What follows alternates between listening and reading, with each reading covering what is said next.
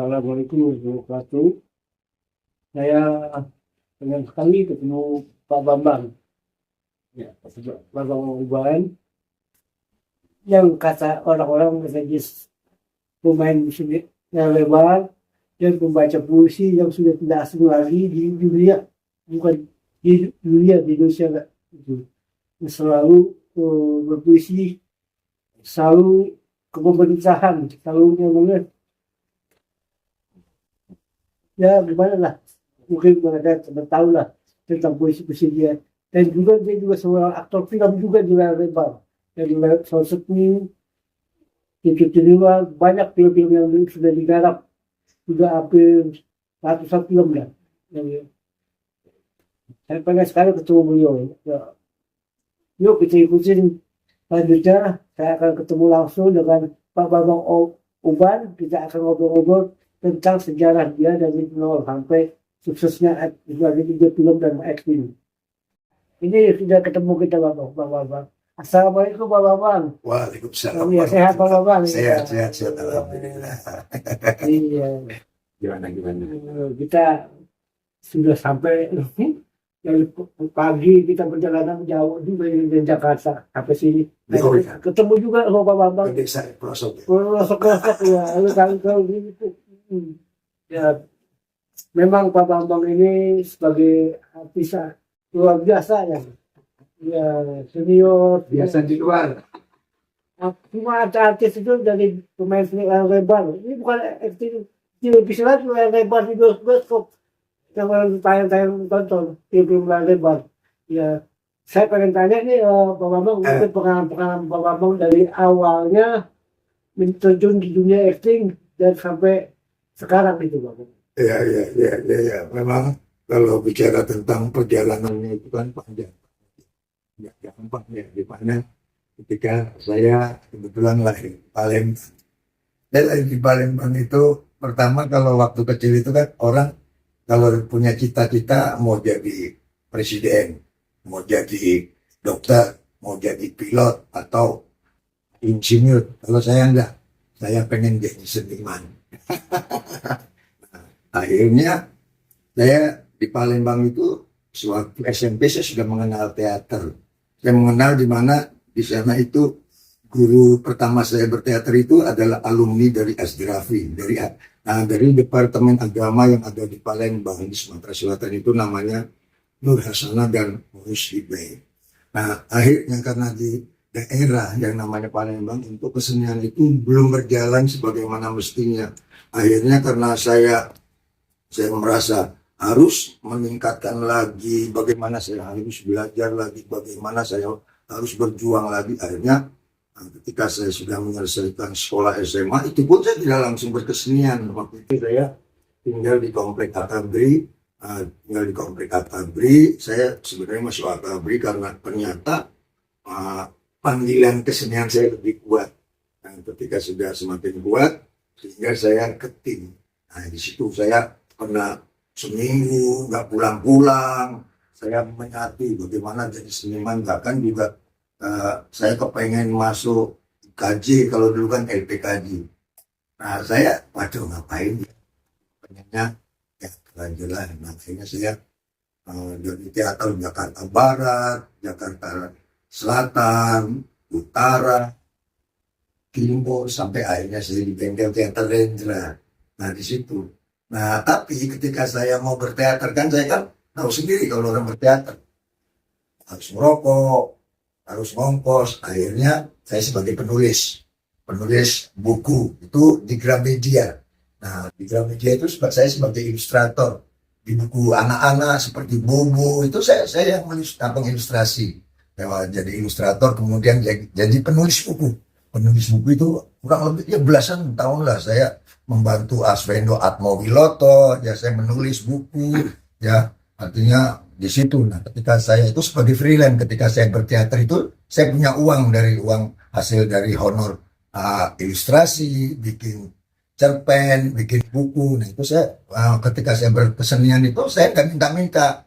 Kalau saya latihan di tim, saya ngerokok sendiri, apa sendiri. Jadi saya merasa bagaimana kalau kita berkesenian harus ada sesuatu, karena di Indonesia nggak bisa diharapkan kesenian itu kalau tidak ditopang oleh eh, apa yang bisa menghidupi kita, maka dia tidak jalan. Akhirnya saya di samping freelance, saya terus mengembangkan teater, ya kan, mengembangkan teater. Akhirnya kemudian ke film, nah, film karena ke film itu juga dari zaman tahun 81 itu baru pikiran betul ya di film apa, di film Walter Mengin CD itu Mas Roy, saya dulu waktu di film Walter Mengin CD itu cuma jadi figuran lewat doang. Nah, akhirnya setelah itu saya masuk ke uh, sejarah Orde Baru. Nah, akhirnya saya masuk ke film Satria Bergitar. Justru awal saya di film itu bukan sebagai seorang aktor, saya sebagai seorang membantu artistik, di mana waktu Satria Bergitar itu saya yang mendesain yang namanya istananya Haji Oma, saya mendesain gitarnya, bahkan saya membuat patung-patung raksasanya Haji Oma itu di film Satria Bergitar itu saya yang bikin ada patung Raja Demon, Horon itu saya yang bikin. Nah setelah itu masuk lagi saya menjadi stage manager di film Menggapai Matahari. Di Menggapai Matahari itu saya juga bikin panggung raksasa di Tambak-Sari, Surabaya. Waktu itu filmnya adalah Menggapai Matahari itu. Waktu itu perang antara rock sama dangdut. Nah, waktu itu Ikang Fauzi sama Haji Oma. Nah setelah itu saya ditawarin lagi untuk di art. Saya sudah, aku di art. Padahal dasar saya adalah seorang aktor.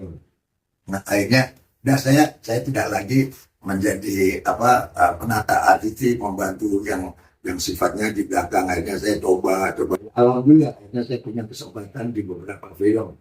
Nantinya bagaimana kerja keras dan terus saya ikut film ini sampai yang namanya Hari Tujuh Manusia Harimau itu.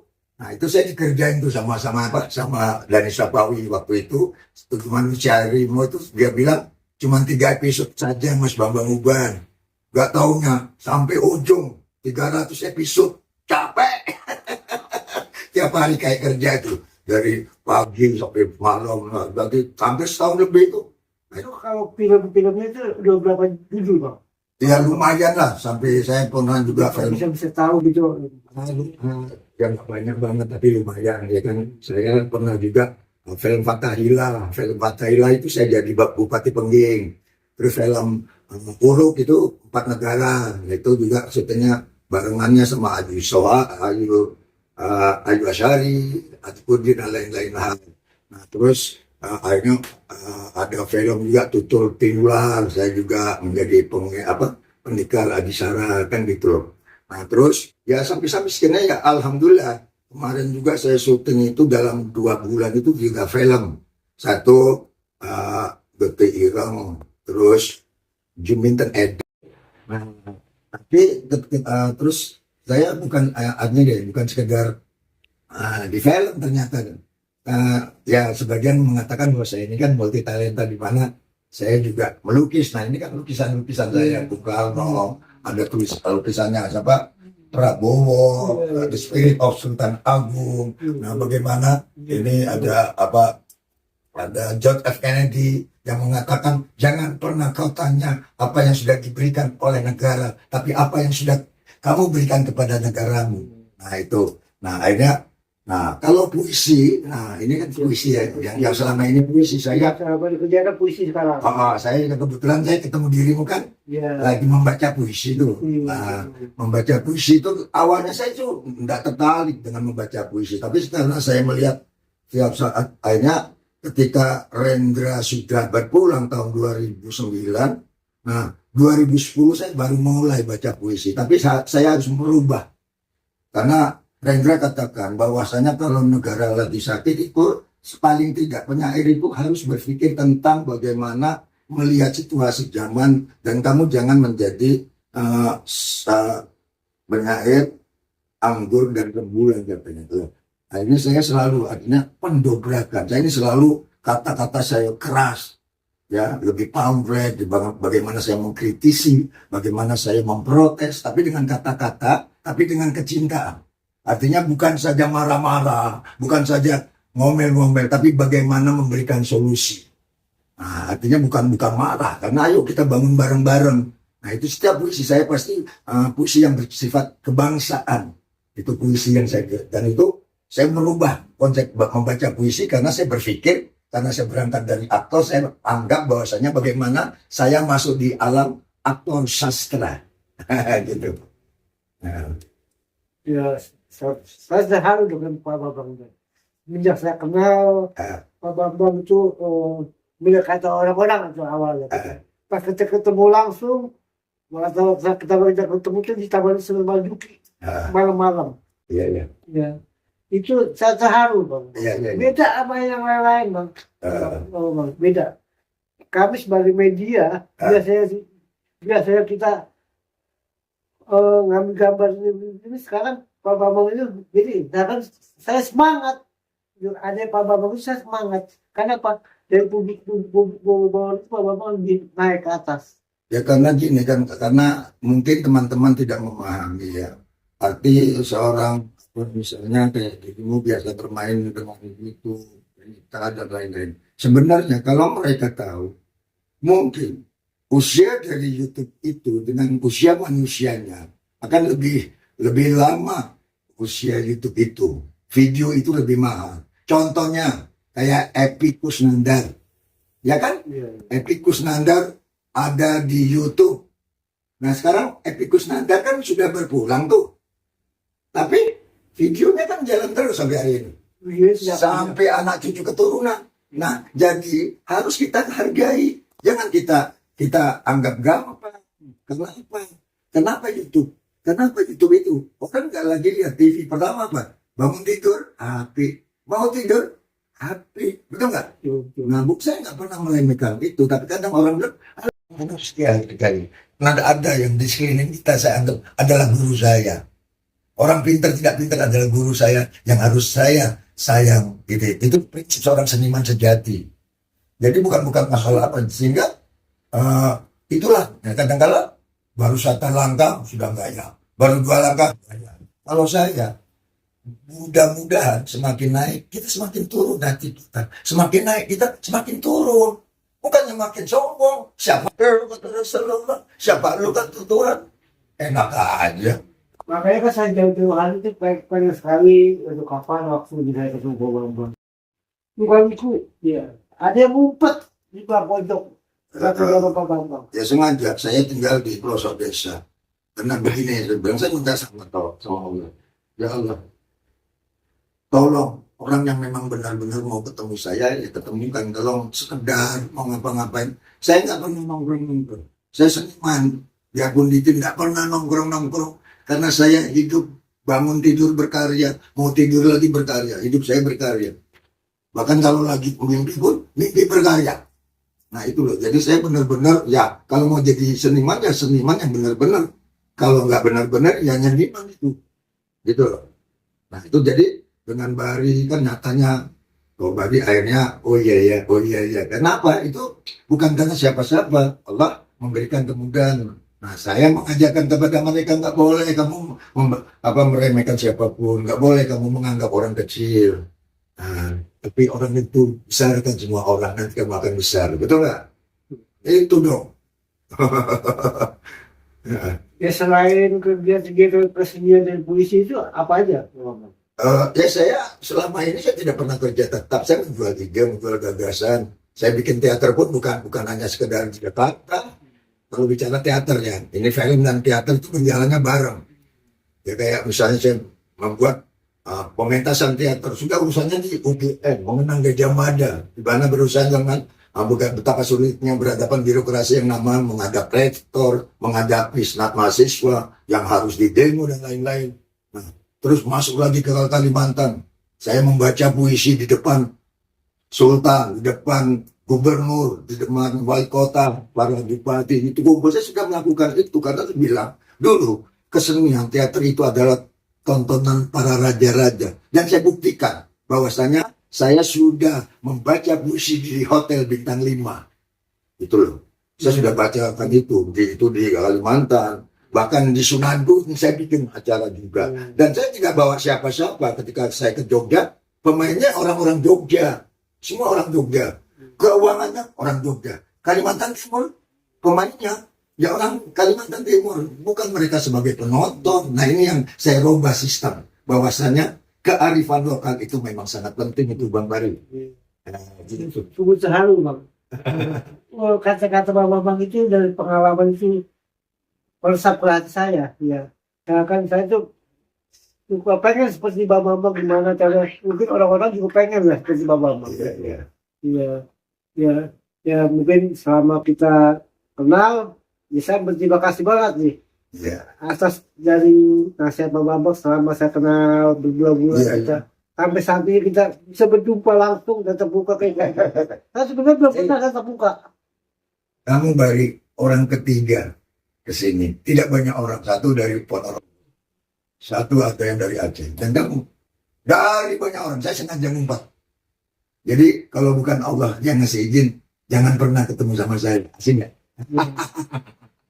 Makanya saya berterima kasih sekali bisa diterima bertamu ke Bapak Bambang dari Jakarta ke Bogor. Iya. Emang saya udah nekat akan ketemu. Ya, saya pengen curhat dengan Bapak Bambang tentang dunia seni dan film. Iya. Karena saya juga di bidang YouTuber itu pengen belajar gimana caranya itu supaya seperti kayak orang-orang. Iya. Saya sebenarnya kalau kamu belajar, saya juga belajar. Kecuali sudah mati kita nggak belajar. Karena kalau kita sudah berhenti belajar, berarti kita sudah mati. Belajar itu tidak ada henti-hentinya karena hari-hari itu adalah belajar. Nah itu. Jadi buat saya itu tidak pernah menggurui. Tapi bagaimana dengan pelan-pelan, bagaimana cuma sekedar ngobrol. Tapi ada sesuatu yang didapat, betul nggak? Itu yang saya rasakan. Jadi keakraban, kekeluargaan. Karena hidup itu cuma kekeluargaan. Hidup itu adalah persaudaraan. Hidup itu yang akan mengantarkan kita satu saat nanti ketika kita pulang. Saya tidak pernah bermimpi punya kekayaan yang gede-gede, rumah yang gede-gede. Enggak. Saya hanya berpikir, ya Allah, kalau aku nanti pulang satu saat engkau jemput, maka ribuan orang akan mengantarku, ya Allah. Betul nggak? Itu hakikat. Itu kesenian. Oke lah, mungkin kita cukup habis ini juga semua kita ke Pak Bambang ya, dan waktu kita akan ketemu lagi. Terima kasih banyak untuk Pak Bambang Oban yang sudah menerima saya kedatangan dari Jakarta. Mungkin lain waktu kita bisa ngobrol-ngobrol lagi. Ya, jangan lupa semua teman-teman ditonton semua ya video ini dari kata-kata Bang Oban, nasihat-nasihat Bang Oban. Mudah-mudahan bermanfaat bagi semua yang ada. Terima kasih. Assalamualaikum warahmatullahi wabarakatuh. Ya, terima kasih Bang. Siap. Oke, jangan lupa tonton terus. Keren. Bari Channel. Assalamualaikum warahmatullahi wabarakatuh.